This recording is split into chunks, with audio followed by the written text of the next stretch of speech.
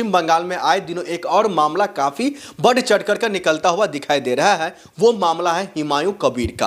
बाबरी मस्जिद आप हम सब ने देखा किस तरीके से विवादों में रहा है।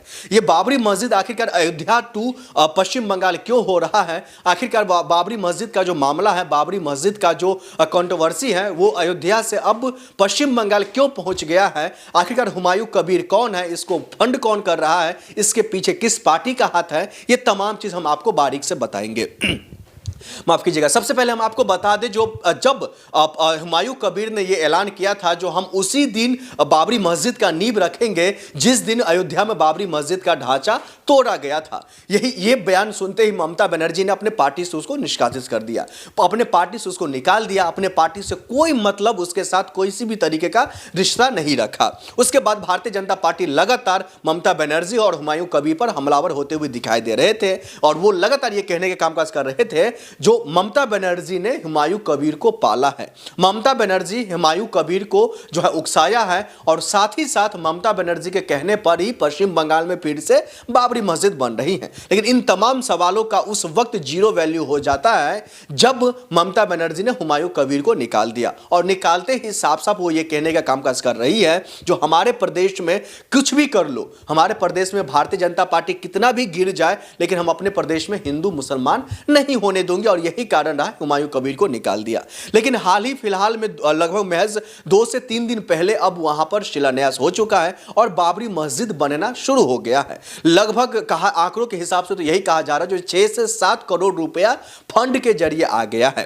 अब सवाल यह खड़ा हो रहा है जो आखिरकार फंड दे कौन रहा है, सवाल यह खड़ा हो रहा है जो उसके पास फंड आ कैसे रहा है, और सवाल यह भी खड़ा हो रहा है जो लगातार प्रदेश के मुख्यमंत्री ममता बनर्जी इन तमाम मामलों को लेकर दरकिनार कर रही है। ममता बनर्जी के हाथ में पुलिस प्रशासन है, लेकिन उसके बावजूद भी ये नींव कैसे रख दिया, उसके बावजूद भी ये कैसे वहां पर बाबरी नाम के मस्जिद बनाने का कामकाज कर रहे हैं। हालांकि कई ऐसे हिंदू संगठन है, कई ऐसे हिंदू नेता है और कई ऐसे हिंदू तमाम कार्यकर्ता है, चाहे जिसमें आप जो है हिंदू राष्ट्रीय दल कह लीजिए या फिर बजरंग दल, और कई ऐसे नेता और कई ऐसे दल हैं जो लगातार ये कहने कामकाज कर रहे हैं आप किसी और के नाम पर आप रख लीजिए, APJ अब्दुल कलाम के साहब के नाम पर रख लीजिए या फिर किसी और मुस्लिम हमारे जो कई ऐसे जो है धरोहर रहे हैं हमारे देश को, उसके नाम पर रख लीजिए, लेकिन बाबरी के नाम पर यह मस्जिद नहीं बनने दूंगा। अब ऐसे में सवाल यह खड़ा हो रहा है जो महज 2 से 3 महीने के बाद चुनाव है, उससे पहले ठीक पहले इस तरीके का शगुफा छोड़ दिया गया है।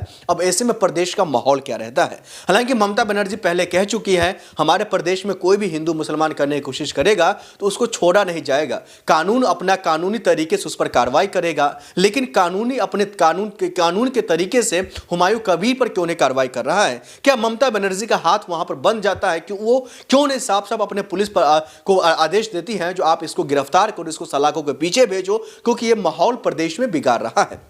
वहीं हम आपको बता दें जो लगातार इन तमाम मामलों को लेकर के अब देखना यह होगा कि एक तरफ हुमायूं कबीर तो दूसरी तरफ भारतीय जनता पार्टी और तीसरी तरफ पश्चिम बंगाल के जो मौजूदा सत्ता में बैठी हुई पार्टी यानी कि TMC लगातार ये कहते हुए दिखाई दे रही है, जो लगातार इन तमाम मामलों को लेकर के तीनों का अपना अपना बयान है, तीनों का अपना अपना कामकाज है। अब ऐसे में देखना यह होगा जो आखिरकार इन तमाम मामलों को लेकर के कार्रवाई के साथ साथ हुमायूं कबीर जेल कब जाते हैं, ये तो खैर आने वाले वक्त में ही पता चलेगा। आप देख रहे थे फॉरवर्ड न्यूज़। नमस्कार।